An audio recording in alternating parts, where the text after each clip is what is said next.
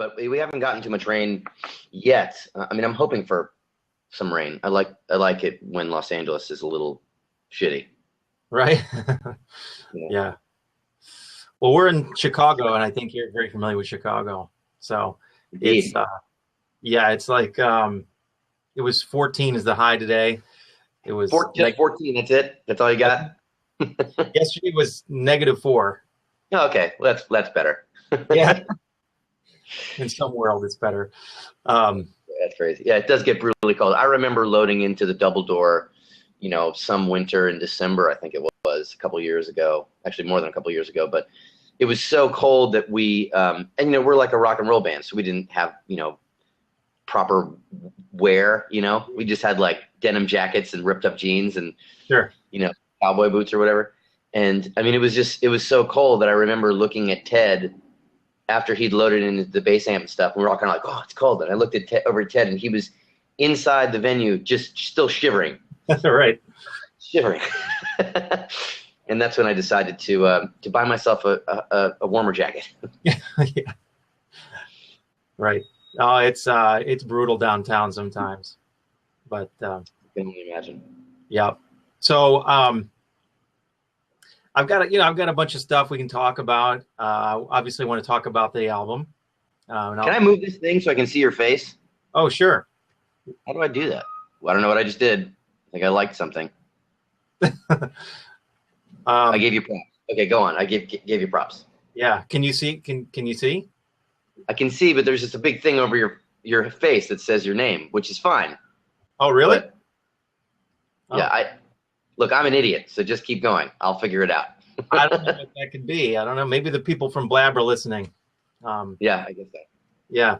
I've met a couple of people that have created this Blab, and they're really, really nice people, and it's a good platform for a lot of things. Oh, cool. Yeah.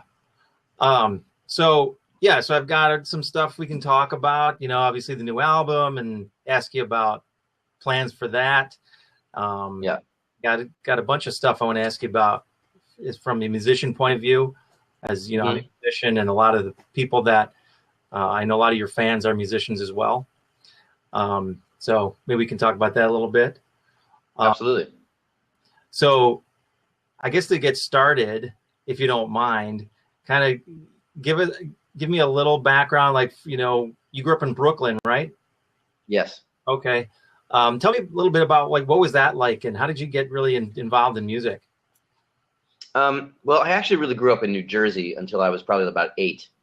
Okay. And I think the root of it started when I was living in New Jersey. My dad was an amateur actor and singer. My mother actually studied drama in college, so I think there was definitely the bug in the family for performing. Nobody really knew how to play an instrument. My dad was a pretty good singer, but I think I just started listening to music pretty early on. My parents listened to a lot of music. My sister listened to a lot of music, and I, would go into her bedroom when she was, at a friend's house or whatever, and steal her records and, steal her books and stuff. Pretty much everything I've learned, I've pretty much learned almost entirely from my sister. That's Cameron, right? Yeah. Mm-hmm. And your only sibling? She's I have 2 half brothers, but I didn't grow up with them. I mean, they didn't live in the same house with us. So I started listening to music through my sister's influence, and then when we moved to New York, I started playing guitar, and I started listening to music more intently, and I think there was a moment when I was listening to probably Led Zeppelin or something, and I figured out that Jimmy Page was playing a C chord, and I was like, oh shit, I know that chord. I can play that chord, and it sounded just like the record. And then I think after that, it excited me so much that I wanted to write songs on my own. Yeah. So did you learn guitar first then? Yeah, we took piano lessons very briefly, which was kind of the thing you did in suburban New Jersey in the 1980s. But, my piano teacher smelled like boiled vegetables, and she was pretty mean. So we didn't learn much from her. That's funny. I had a piano teacher when I started in 1976. Mm-hmm. And she was probably 90 years old in 1976. Amazing. Yeah, and it's so funny. But anyway, so do you still play piano? Yeah, I play as a tool for composition because I do a lot of stuff writing for other people or writing for other things, composing music for, I did this thing where I composed a piece of music for this dance company called Pilopolis. Mm-hmm. I use it for stuff like that. And then when I'm writing, if I have a chord in my head, I'm like, oh, what is this chord? I can't figure out on the guitar. I'll switch over to the piano because the piano is kind of, everything's laid out in front of you. So Right. you can kind of get a better idea of just, where the next chord is in relationship to the chord before it. Because if it's, if you're on the white key and you go to the black key, that's a half step. And you can kind of figure out the chord phrasing much more easily than if you were playing a C and then you want to play a C sharp. If you didn't really know how to, it's a completely different fingering mechanism that you have to use to go from C to C sharp. Whereas in the piano, it's just kind of moving everything up one. So you can really figure it out much more easily on the piano. So did you take guitar or lessons, or did you kind of teach yourself?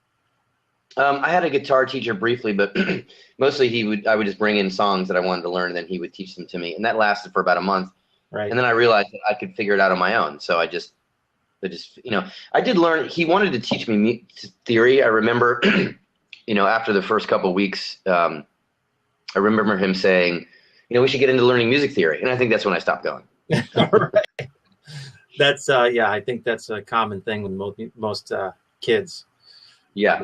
I tried teaching some kids here in the neighborhood, and they just want to start. They want to jump right in and play, a Jimmy Page.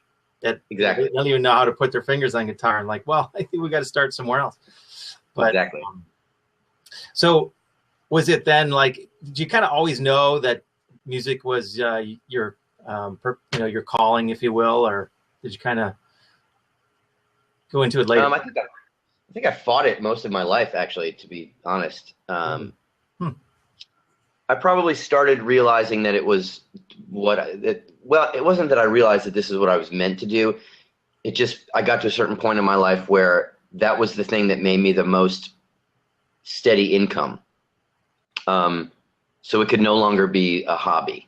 Right. I go out and play shows, a couple hundred shows or 100 shows a year, depending on if I'm in a record cycle or not. And that's how I make a living. Yeah. Occasionally I'll do a thing for Pilopolis or write a song for someone else, and maybe that'll make some money, through royalties. But for the most part, that's how I make a living. I play in people's living rooms. I play in bars. I play in theaters. I do, whatever I can. So I think that I didn't really become a musician, quote unquote, until, I wrote that on my tax return.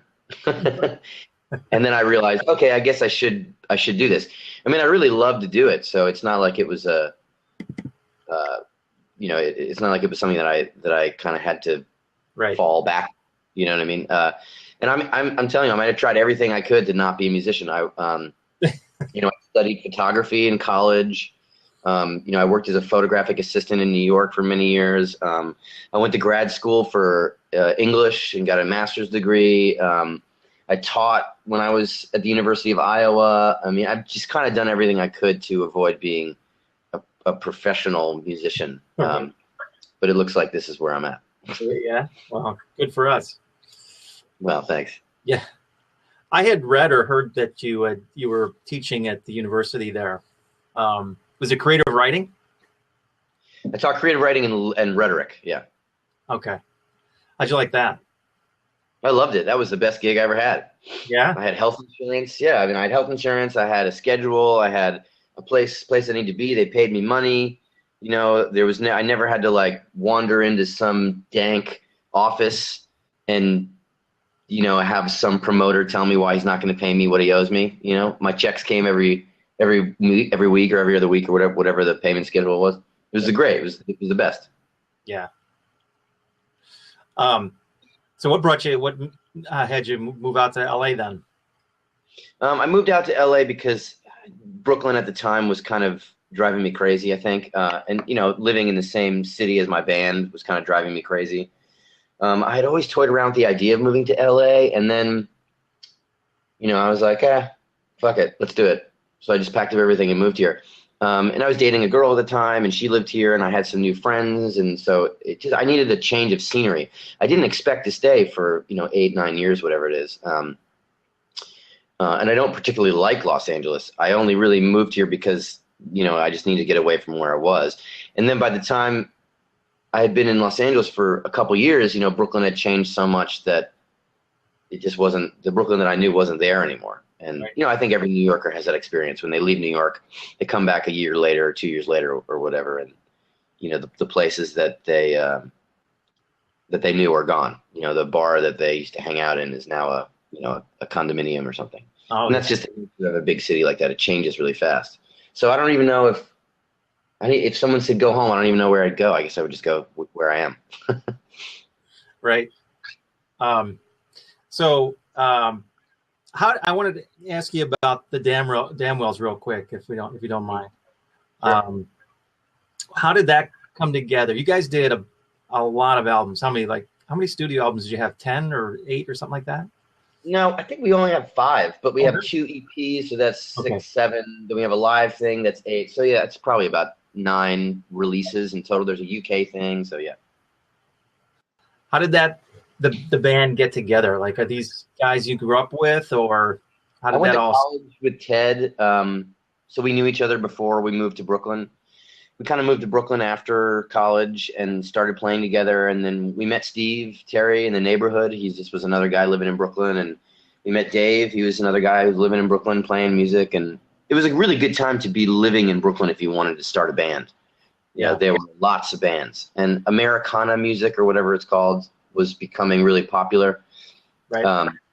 There were bars on the Lower East Side, this bar called the Lakeside Lounge, where you could go every night and hear any number of musicians who were playing this it was sort of like a punk rock country thing that was, I guess was what was Americana music, which is really just the Rolling Stones. I mean, that's all I'm really describing. And so there was kind of a joyful community of people that were making similar music.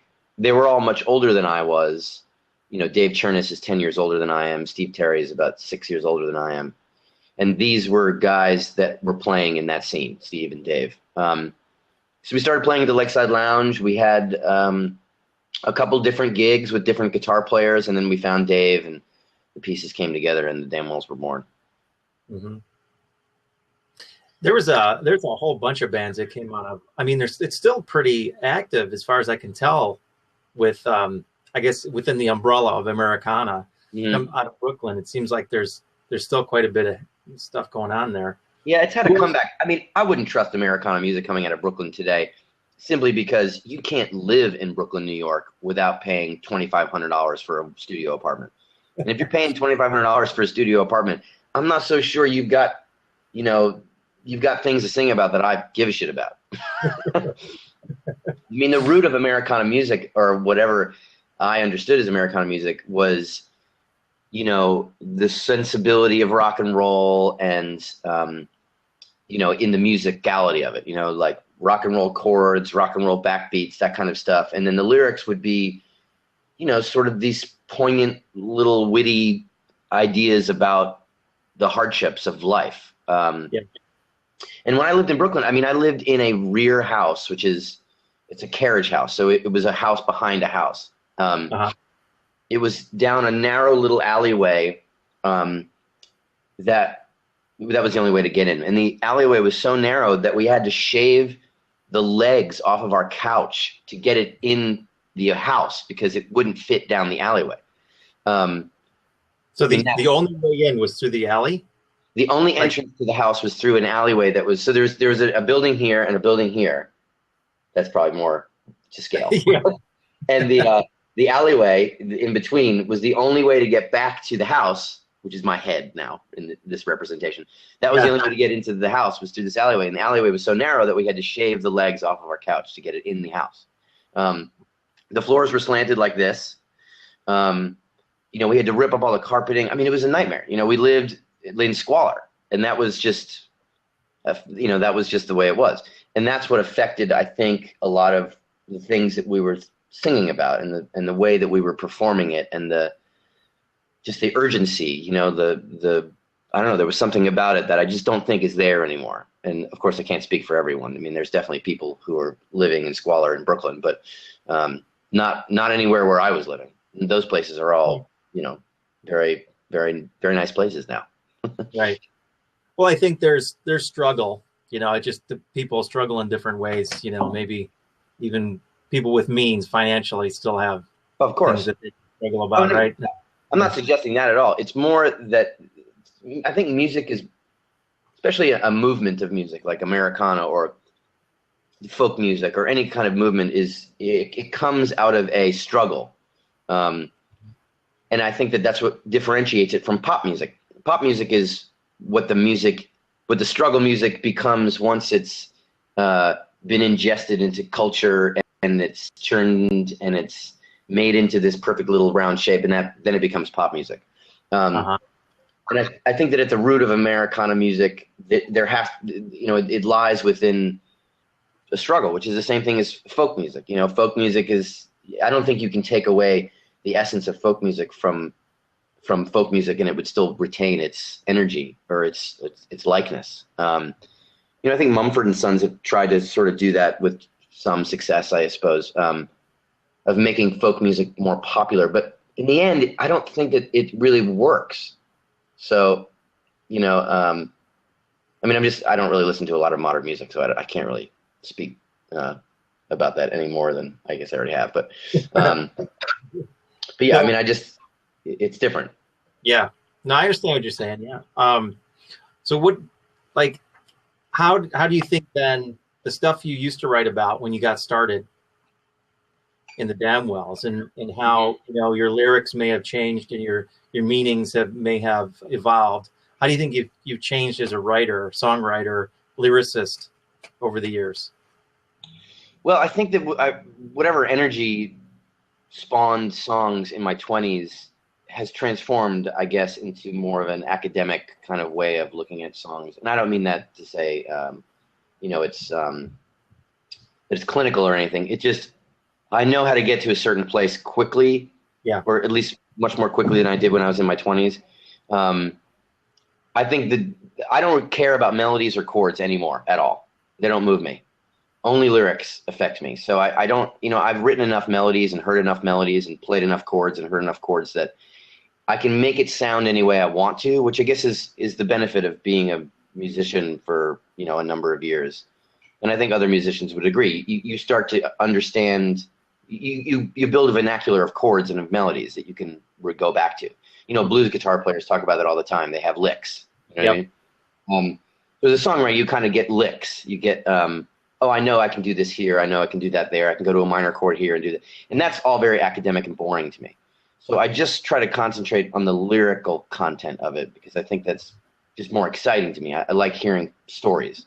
So I guess that's what changed. As I got older, I was no longer in the discovery period of being a songwriter. I was more in the sort of like academic part of it. And then I started to compartmentalize, put the chords and the melody over here, and then really focus in on the lyrics. Because I think at the end of the day, when there's no more CD players or MP3 players on Earth, someone can still pick up a piece of paper with your lyrics on it, and you kind of have to stand behind that. Yeah, that's a great point. I just read. It's going to be a horrible transition, but when I was reading about Glenn Frey, there was the post by the Eagles where they just put the words of one of his songs in the post. And reading those lyrics was really amazing. Like, I think there's definitely something to being able to read the lyric without the music, and like not like having them completely separated. There's a completely different thing that happens when you're reading that, and no, so that's really And I was listening to Elephant and Ode to Ex-Girlfriends. Definitely the lyrics jump out. I mean, just they're awesome. Thank you. Well, thanks. Actually, Elephant kind of, I don't know if this is going to be a compliment or not, but as I listened, I had to go looping a few times. I just had Blackbird in, like. Oh yeah, it's exactly, yeah. I think that's that's a huge compliment. I mean, my influences at this point should be pretty transparent. I have songs that sound like Paul Westerberg. I have songs that sound like Paul McCartney. pretty much, and Paul Simon. You have to be named Paul, apparently. And that doesn't bother me at all. I think a lot of people are worried about that as musicians, as songwriters, about ripping people off or this thing or another thing. I mean, we're not like trying to find new elements. You know what I mean? We're not trying to like. I'm not looking for like the Higgs boson or something like that or whatever it's called. I'm just writing a song, and I'm not going to be held to some arbitrary standard of quality that's based on some kind of proprietary idea of music. You know, it's all out there. You know what I mean? No one's building new chords. It's just, right. You know what I mean? I mean, you can pick up a guitar or drop a bowling ball on a piano, and I guess maybe that's a new chord. But the truth is, it's probably not. Someone's already done it. Yeah. So I'm not really trying to do anything new. That's never appealed to me. All I ever really want to do in music and in my whole life is pretty much just be accepted. You know, like not be called the shrimp or a weirdo, or, you know, like you not get teased when I was a kid. Mm-hmm. So I think that it's about community. I want people to say that sounds like Blackbird, because it does, because that had a huge impact and influence on my life. And because I don't think that melody and chords are important, or as important, I guess, and obviously they're important, but because I don't think they're as important, I'm not as worried about that. Yeah. Now, if I stole someone's lyrics, I mean, if I stole someone's story, you know, that would be different. And I think that, you know, as a songwriter, I try to make my lyrical content totally original to me and to my experience. Yeah. So that kind of leads me to the album then. How many, so you've written these songs. I read a little bit about on the Blurt release that you recorded. Did you record this whole album in your apartment? Yeah. Mm-hmm. And so you engineered and did everything yourself? Yes. Wow. That's really amazing. So you didn't have did you have a producer? Did you have a mastering engineer do anything on the side of it? Well, I had the record mastered, which is kind of like the weird dark alley that music has to go down before it goes into your ears. I don't really understand it, but I know that it's important. I had it mastered. I mean, you know, my friend Why Not Jansfeld played bass on Ode to Ex-Girlfriends, but other than that, I played, engineered, and yeah, I did it all. Okay. So I listened to the 2 songs you have out there. I'm hearing drums in there. Did you program those, or how'd you make that happen? Yeah, it's all a combination of programming and live sound, stacking different stuff together. I mean, this is more the technical aspect of the record, which I'm happy to talk about, but it may not be as exciting to some people. But yeah, I mean, there's what I'm doing on this record as far as production stuff is not difficult. It's not hard to do. You know, I mean, I've been recording myself since I was 14 years old.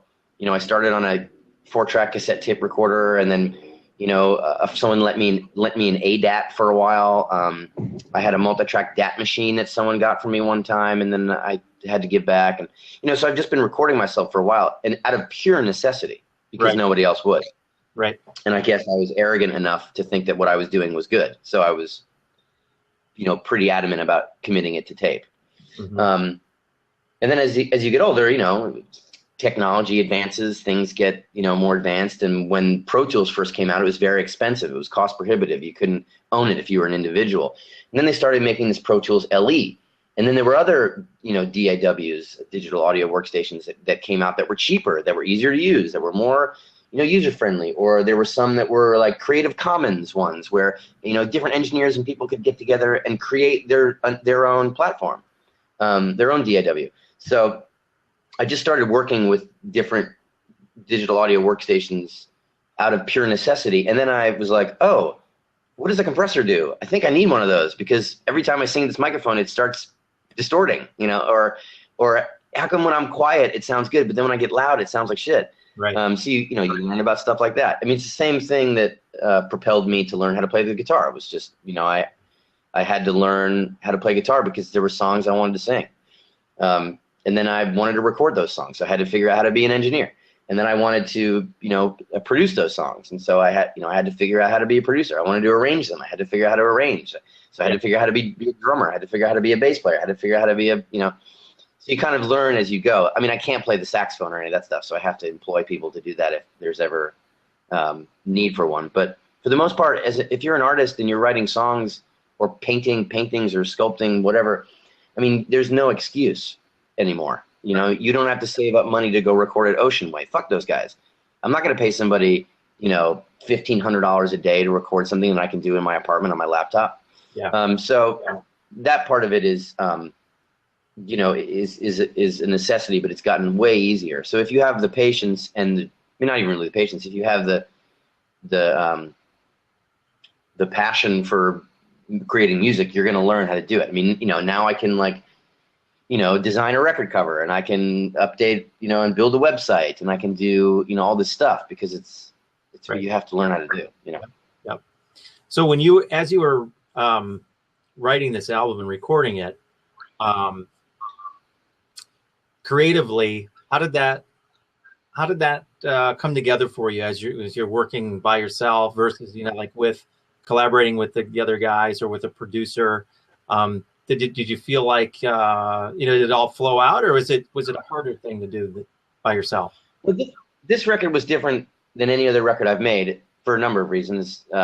First and foremost is that I wasn't doing it with a band. And then it was different in that the songs just came out. I don't even really know how.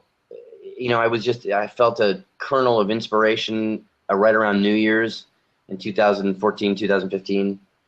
And it just started coming out. I mean, lyrics were coming out without any music yet. And, you know, by the time I got back to LA around January 5th or so this is from January 1st to the 5th, I had written a number of songs already, and just the lyrics.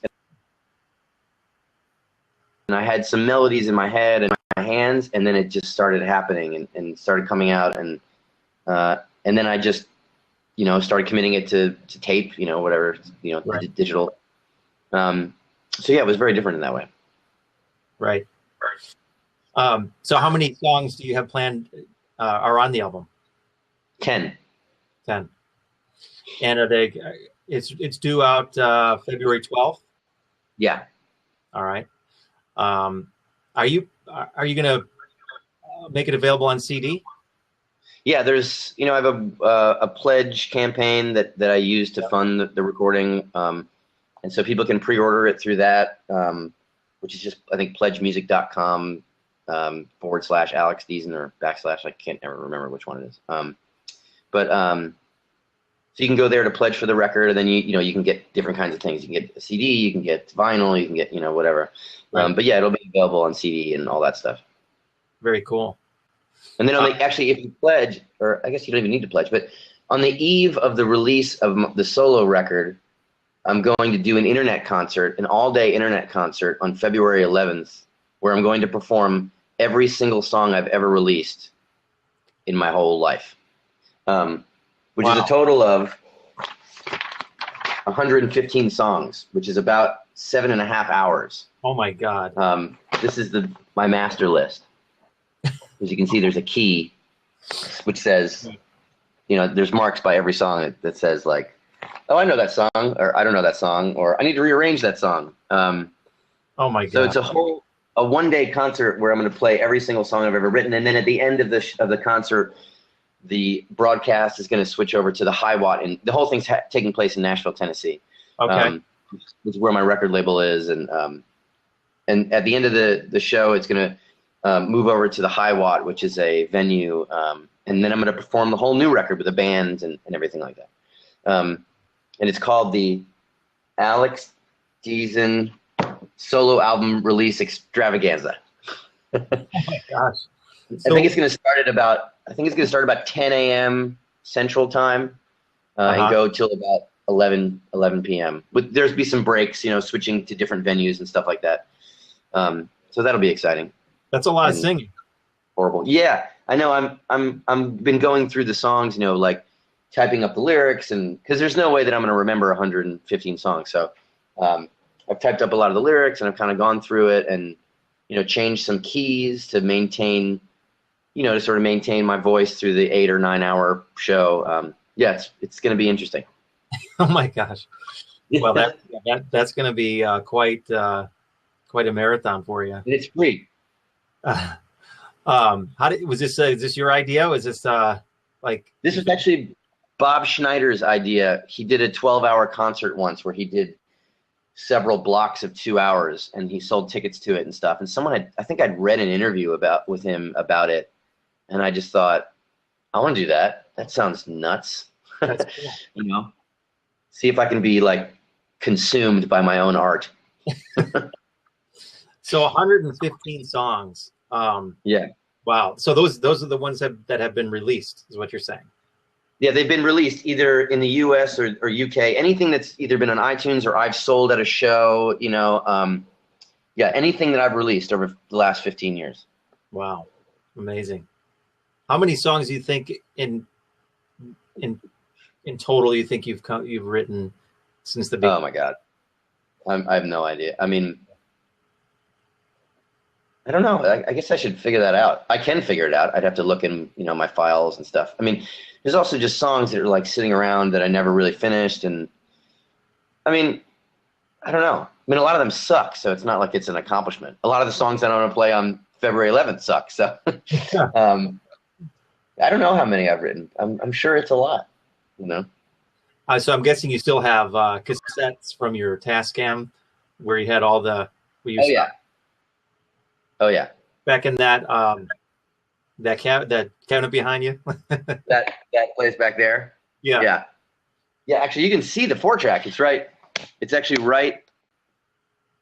It's right there. Underneath that blue. Oh yeah. The little Tascam 4-track recorder. Yeah, pretty funny. You still have it. I still have it. I don't use it, but I still have it. I might use it. I don't need to use it, I guess. I don't really care, but I still have it. That's pretty awesome. What do you think of the whole thing about tape versus digital and all? Oh, I don't care. Yeah. Is what's his name? Foo Fighters. Dave Grohl. He's big into that. He wants to do. Yeah, he's rich. He can do whatever he wants. Yeah. Did I read you work with the Foo Fighters on some songs? I worked with Dave Grohl on a song that I wrote for an artist that he was producing, and I went to and hung out with him one day at the studio while they were tracking the song that I did. Yeah, it was fun. He's exactly like you'd imagine, super funny and very nice and cool and whatever. But yeah, that was a fun day. That's cool. What can you say who the artist is and what the song was? Yeah, it never came out. It was for an artist named Taylor Greenwood, and the record it never got finished or whatever. Okay. So it was just like a day of work. I do remember when I was in the studio, it was time to do like percussion. And he turned to me and he's like, "Do you want to do it? I hate doing percussion." And I was like, "No, Dave Grohl, you can go ahead and do percussion. I'm not going to shake a tambourine over your like incredible drum track." And then of course he's like, "Okay, fine, I'll do it." And then he went into the studio and he had like a shaker in one hand and then he had like something else in another hand. And this one was on like the 1 and the 3. And this one was like, regular quarter notes. I mean, he's really an incredible musician, but yeah, he's also had, an incredible, just fire to keep going and making music. And so, that's exactly it. It's like he knows how to do all that stuff because he had to do it. He's like, I got to figure it out. I want to play guitar. I got to figure. I'm gonna figure it out. And then he just did. I mean, it seems like his brand, his personal brand, and his energy is really kind of what has catapulted the Foo Fighters. I mean, their songs are awesome. I mean, I love the music, but you got to wonder, like, what's the difference between like the extreme popularity of a band like the Foo Fighters and other rock bands that are like kind of not doing so well these days in that arena. Yeah, I don't know. That's why I don't make rock and roll, I guess, anymore. Rock's a tough game these days. I don't know. Yeah, it really is. Unfortunately. So we're in this room here, this blab room. There's some people that have joined us. If anybody wants to ask a question of Alex, just type /Q, I think it is, like /Q in the message, and then they could type a question, and we'll see if Alex can answer it. You Say know. hi.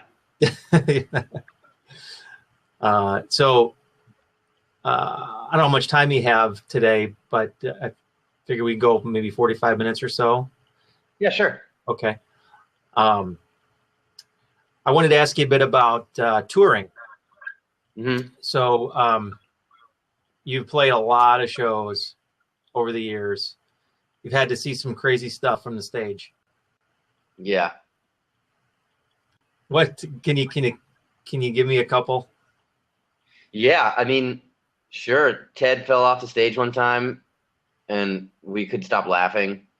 Um, and there was three people passed out at a show one time in Chicago, actually at the Metro, just one after another. I'd never seen anything Oh, like really? that. It wasn't even hot. It was just, I think people just start passing out when they see other people passing out. It's like sympathetic vomiting or something. That was weird. I mean, I sang "Surrender" with Cheap Trick one time. Really? That was pretty. Yeah, that was pretty great. I don't know. There's so many funny, stupid things that have happened. Ted falling off the stage is pretty amazing. Not to mention the fact that we were playing at it was some weird gig. We were playing at where was it? Like at a boarding school. Wow. It was ridiculous. It was absurd. Yeah, I think I'm getting a little bit of a internet signal thing coming through here. Do you see that? Oh no, what is that? I don't see anything. There might be it says poor internet signal under your under my face. Thing? Oh no. What do I do? I don't know. Okay. I can still hear you, so I guess that's all that matters. So we have no questions here just yet. So as far as the touring goes, going forward, you were doing some house concerts, and we helped you with that. Yeah, which is great. Talk about that for a minute, if you don't mind, as far as the house concerts and what why you do them and that whole thing. It's just so much easier and nicer than playing in some danky club, I think for this record in particular, and for the EP that I made, the series of EPs that I made before this record, it just was far better suited for a living room situation where there's no PA and there's no none of those things kind of getting in the way. There's no people blabbing at the bar. There's no none of those things. So right. It's been a really good experience for me as far as connecting with the audience and being able to just play the songs without any intercession of anything, without reverb or monitors or which I hate all that stuff. It never sounds good, and it's just an unnatural way to sing. And so playing house shows is really great. I way prefer it. And you do a lot of your house shows totally without any amplification or anything like that. Yeah, I rarely do it with any amplification. I prefer to not have any. It lock you out. Hey, man, I'm back. Oh, that's so funny. I'm sorry. That's okay. I was just listening to Elephant here. Can you hear that? Cool. Yeah, it sounds great. I love that line where it's got that big lush, LA, Sophia St. Paul. Right. Thank you. That's funny. So we got a question from Stephanie Gunn. I think she was at one of your house concerts. Oh, she knows the answer to this question. I would go back to Iowa. Oh. Yeah. I love living in Iowa. It was awesome. Cedar Rapids, or where's the university? Iowa City. Oh, okay. Yeah. I think I'm partial to eastern Iowa as opposed to western Iowa, but that's because I'm a Hawkeye. So I can't really be fraternizing with the West. Yeah. So as far as what's your plans for the next after this? You got the album coming out, and then you can do a series of shows, that sort of thing. Mm-hmm.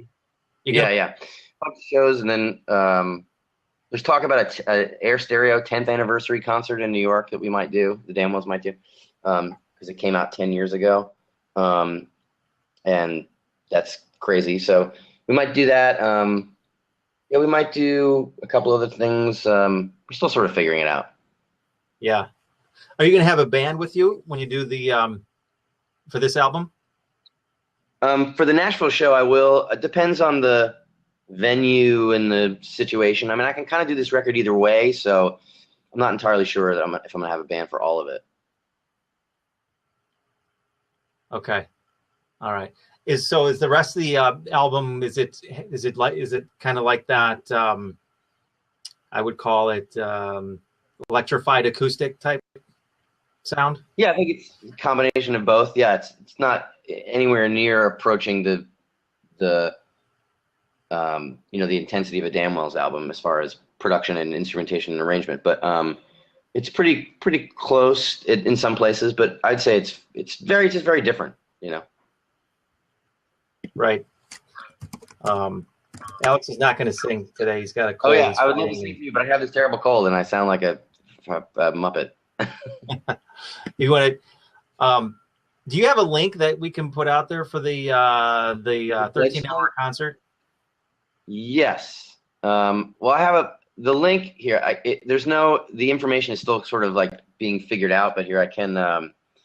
Let's put this out there. Okay, hold on. This is that's the link to the not that Nazi party link. That's weird. But the Pledge Music link. Yeah. That's where you can go if you want to pledge for the record. You can get a download when the record a couple days actually before anybody else, and then you can also get different exclusives and stuff. And then you'll find out information about the 10-hour concert on there too. Okay, cool. That'll be in. We'll keep that in the comments, so that'll live with the replay of this. Okay, cool. Going forward, so we'll help. We'll push that out there for you. Awesome. Thanks. Cool. So you got a new record label. Yeah, well, Rockridge has been putting out the last two. Put out the Damwells record and is putting out this record. Yeah, and they're great. They're doing a good job. I like them. Excellent. Yeah. And they're based out of Nashville? Yeah. Mm-hmm. Okay, cool. All right. Well, I think we're going to wrap it up.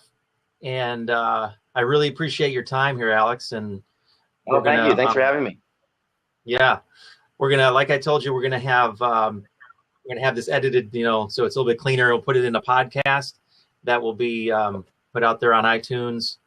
And you'll have a bunch of links that you can use if you want to point to them, that sort of stuff. Awesome. And help you promote the new album. I appreciate it. Thanks so much, man. You got it. All right. Well, thanks again, and good luck with everything in the new album. And I'm sure we'll be talking soon. Absolutely. All right. Thank you. Thanks for everyone for listening too. See ya.